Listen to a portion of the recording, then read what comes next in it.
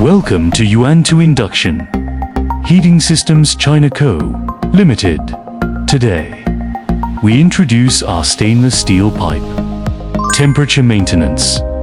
Induction heating system. The system features dual rectifier medium frequency power supplies, ranging from 500 kilowatts to 10,000 kilowatts, supporting single unit independent operation or multi-unit parallel operation to meet various production capacities. The feeding system uses independent lie-driven motor reducers combined with variable frequency drives for precise control, ensuring stable and efficient feeding. The guiding system utilizes 304 non-magnetic stainless steel rollers and high precision digital encoders for automatic positioning, guaranteeing accurate feeding.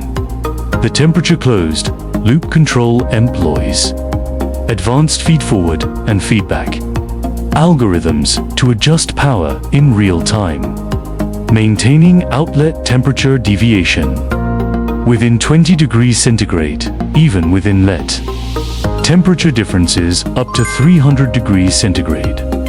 A powerful recipe management system allows one-click input of steel grade and dimensions, automatically calling up parameters to save operation time.